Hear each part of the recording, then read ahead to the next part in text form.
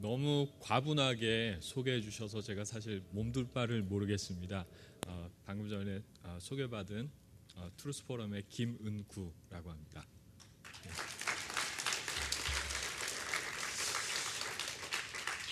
김평우 변호사님께서 정말 거의 저의 모든 것들을, 중요한 모든 것들을 이렇게 설명해 주셨는데요. 한 가지 빠뜨리신 것이 있습니다. 가장 중요한 것인 것 같은데요. 저는 살아계신 하나님을 믿는 사람입니다. 또 역사하시는 하나님, 지금도 우리 가운데 살아계시고 함께 숨쉬시고 우리 인생의 모든 삶의 계획과 목적 세워두시고 그분의 목적과 그분의 시간에 따라서 또 성취하시는 그 하나님을 믿는 사람입니다.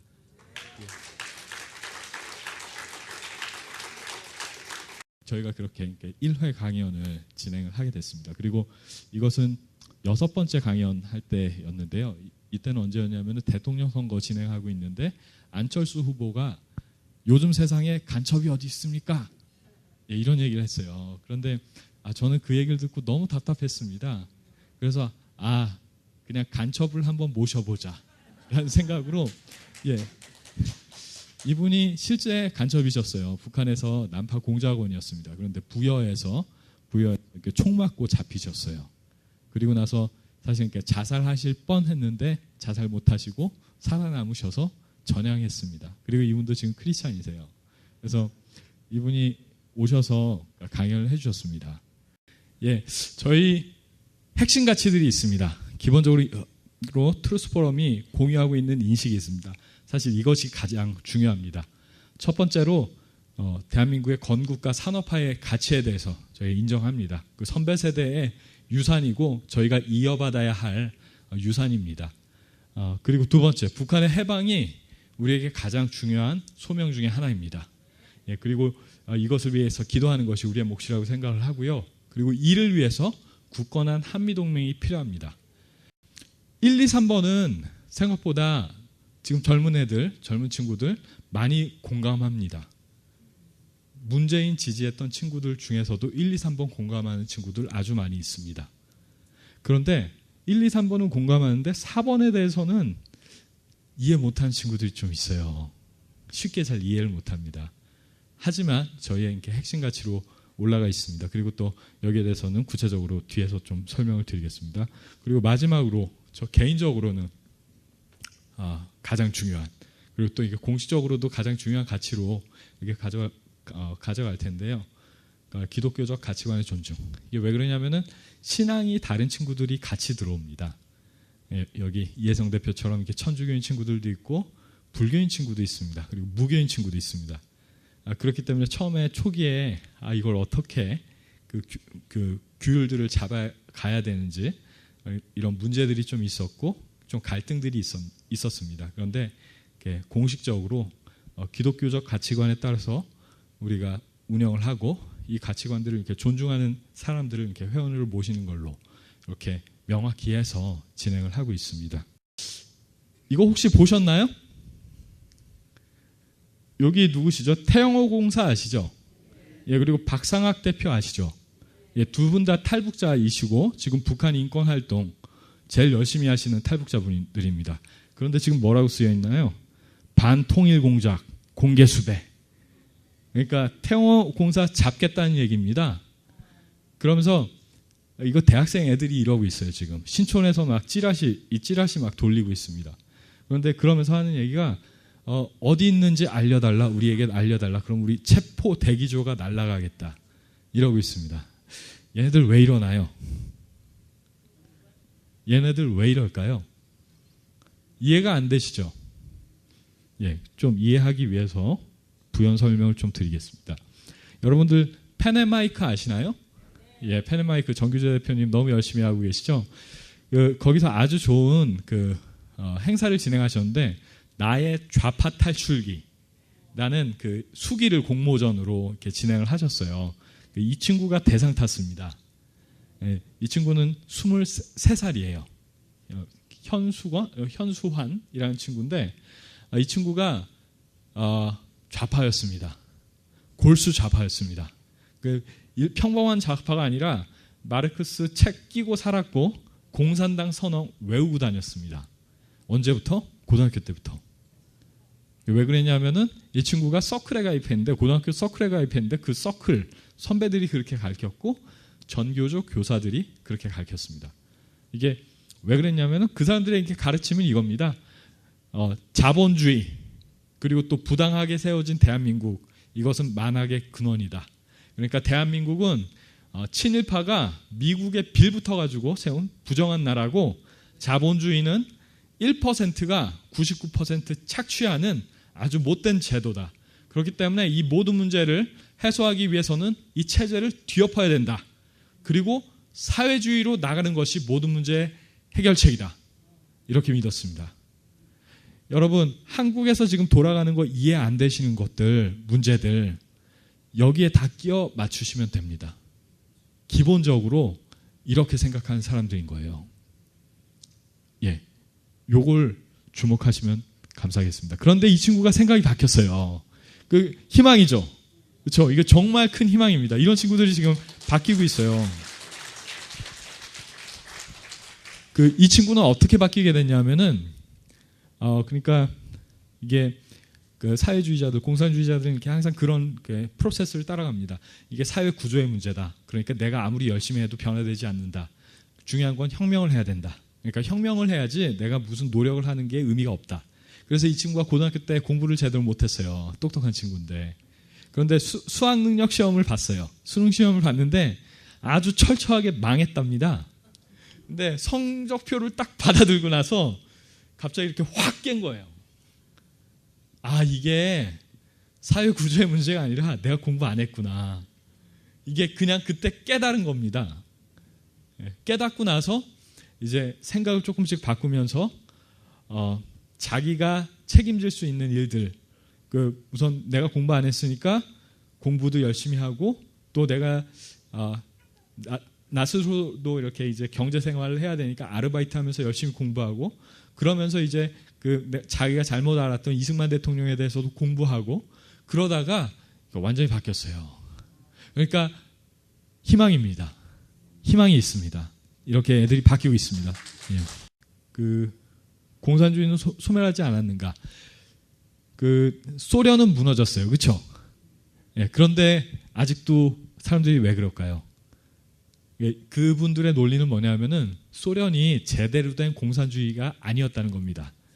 소련이 사회주의를 제대로 못했다는 겁니다. 그렇기 때문에 대한민국이 제대로 된 사회주의, 공산주의 해보자라는 것이 이 사람들의 주장입니다.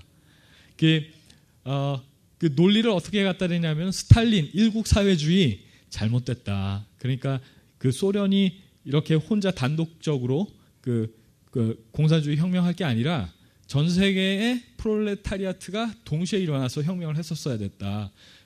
그걸 주장한 게 트로츠키였거든요. 그래서 근데 트로츠키는 스탈린한테 암살당했어요. 그러니까 지금 아직도 사회주의에 미련을 가지고 있는 사람들은 트로츠키를 추종을 해요. 물론 그 안에서도 베리에이션이 참 많습니다. 그런데 그런 식으로 말을 갖다 붙입니다. 그러면서 북한 사회주의 아니다, 공산주의 아니다, 이렇게 얘기해요. 북한 거의 독재국가지. 김정은 독재 나쁜 거야, 이렇게 얘기를 해요. 제가 말도 안 되는 질문 하나 드릴게요. 만약에 한반도에서 전쟁이 일어난다면 대한민국이 북한을 지원해야 됩니까? 미국을 지원해야 합니까? 당연하죠. 이게 질문입니까? 질문도 아니죠. 그런데 얘네들이 이런 거 대학생 애들한테 막 질문합니다. 그러면서 뭐라고 설득하는지 아세요? 예, 두 가지, 크게 얘기하면 두 가지예요. 아까 말씀드렸던 것처럼 대한민국은 친일파가 미국에 빌붙어서 부정하게 세운 나라다. 북한은 자주적으로 세운 나라다. 그렇기 때문에 우리가 북한을 지원해야 된다. 첫 번째. 두 번째가 더 재밌어요. 얘네들이 뭐라고 하냐면, 북한 독재국가지. 김정은 그래 나빠. 근데 사회주의 국가잖아. 우리가 하고 싶은. 북한의 정권은 나쁠지라도 북한의 체제는 사회주의 체제고 사회주의 체제의 1단계 공동생산, 공동분배인데 공동생산 시스템, 그러니까 국가경영 시스템은 완성하지 않았냐. 그러니까 우리가 김정은 체제, 정권은 타도해야 되겠지만 우리가 사회주의 체제는 지키기 위해서 유사시에 만약에 일이 발생하면 우리가 북한과 손잡고 미국과 싸워야 된다. 이렇게 얘기를 해요. 말이 돼요, 이게? 예, 근데 여러분들 여기까지 아셔야지 좀 이해가 갑니다. 조금 이해 가시죠, 이제?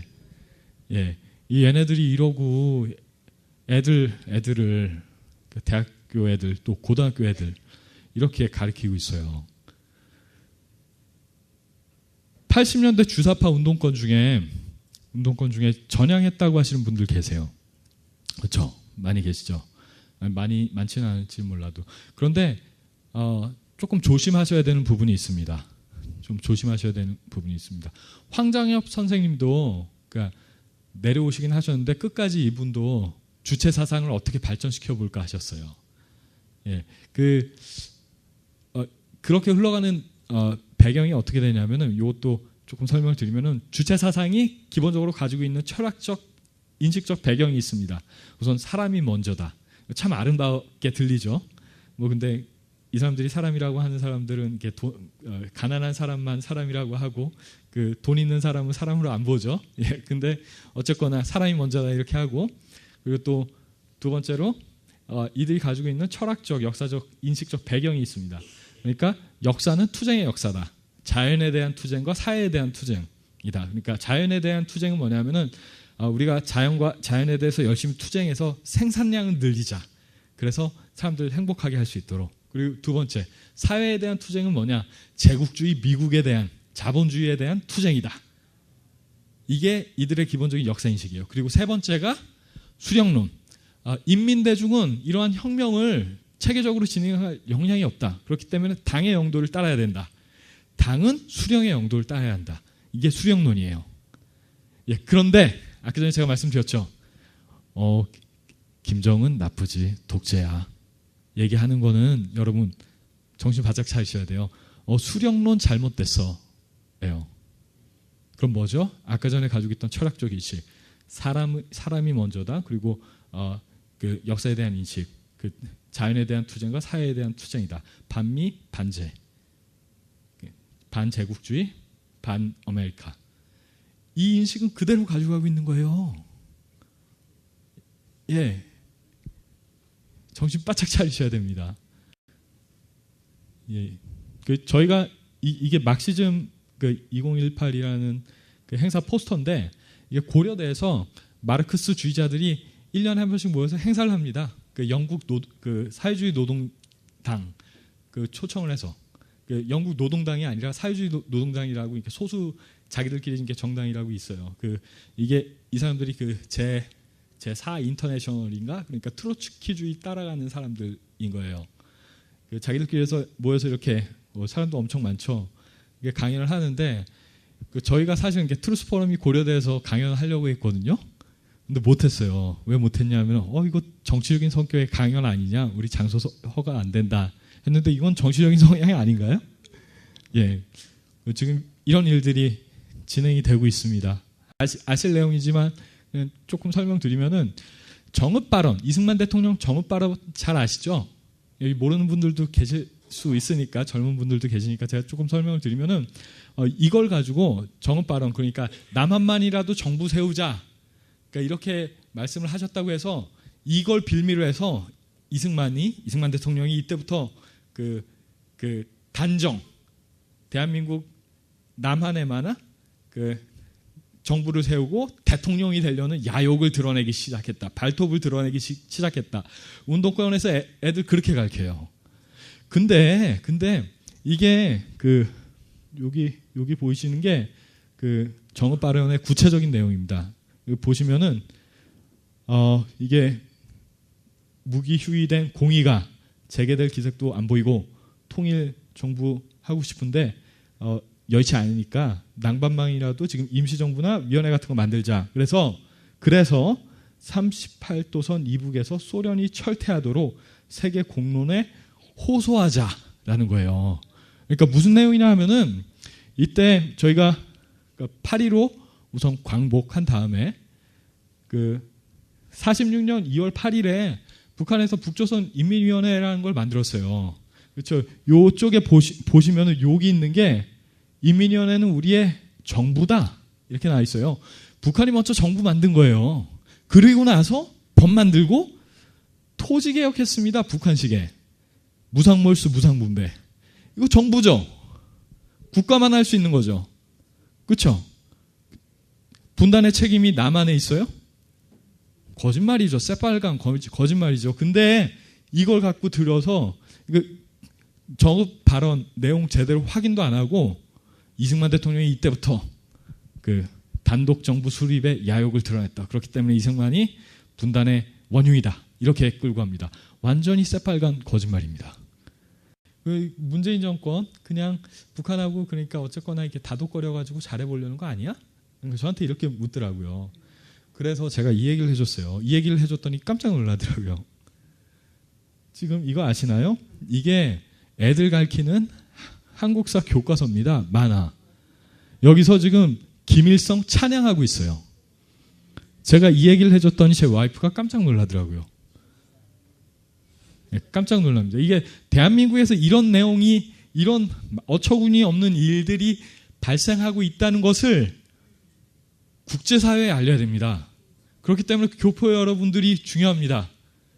예, 청년들 중요합니다. 저희도 최대한 영문 아티클 만들고 이런 내용들을 최대한 이렇게 국제사회에 알리도록 노력을 하려고 합니다. 그런데 그 미국에 계신 분들이 특히나 같이 도와주시면 훨씬 힘이 많이 될 것 같아요. 반드시 필요합니다. 외국인 친구들 몰라요. 문재인 정권 무슨 짓 하는지 몰라요. 국내에서만 정보가 돌아요. 이거 알려야 됩니다. 한미 간의 굳건한 동맹, 예, 가치 동맹이다. 가치 동맹이고 저는 예수 그리스도 안에서 하나된 그 형제자매로서의 동맹이라고 믿는데, 근데 또 다른 형태의 동맹이 있습니다. 한미 간 좌파 간의 연대가 있습니다.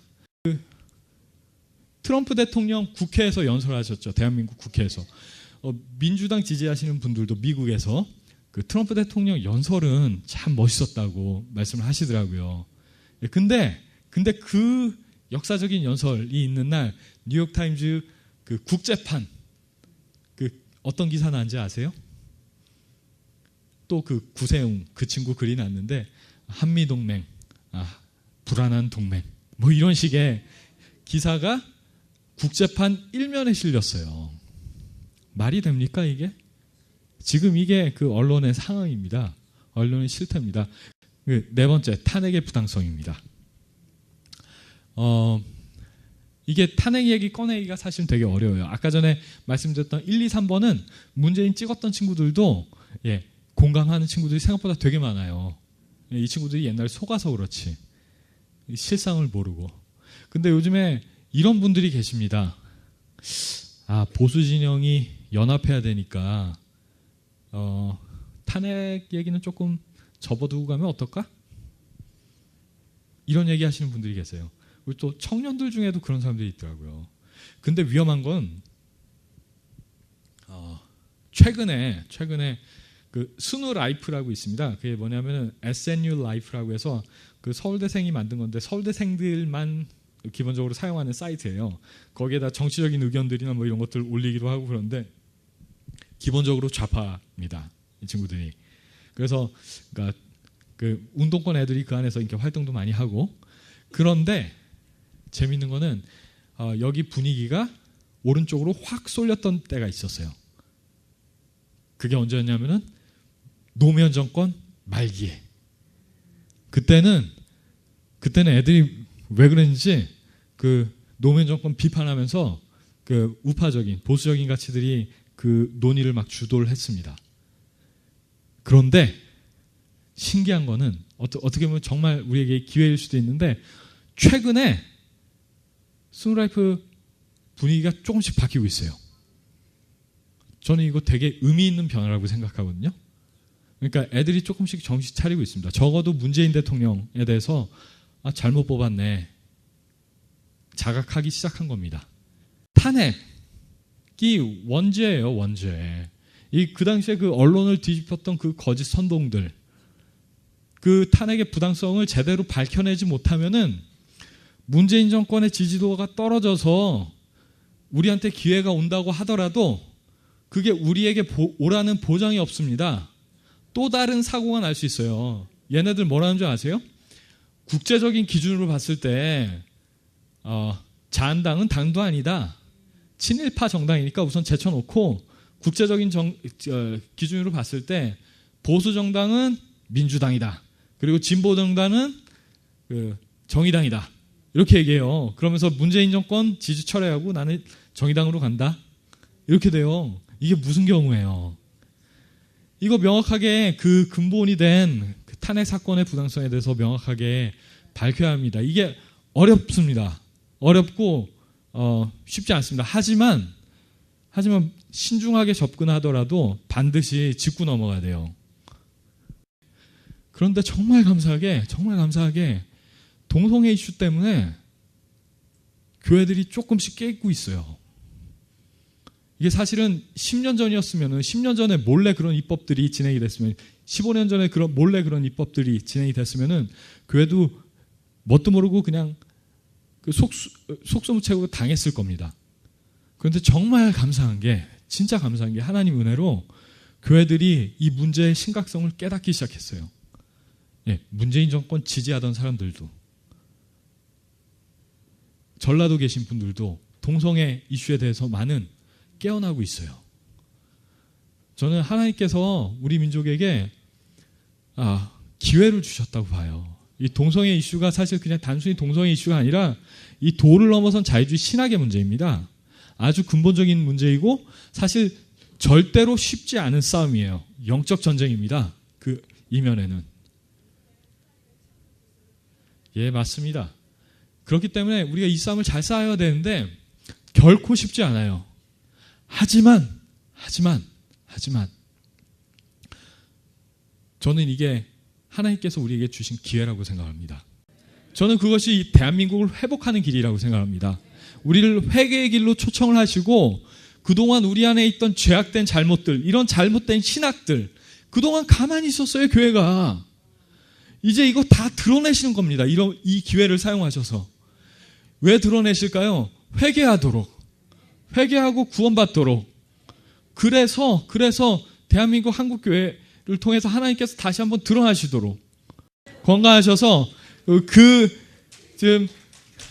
놀라운 역사를 우리가 모두 함께 경험하고 하나님 앞에 가서 우리 다 같이 칭찬받는 그날을 우리가 함께 꿈꿨으면 좋겠습니다.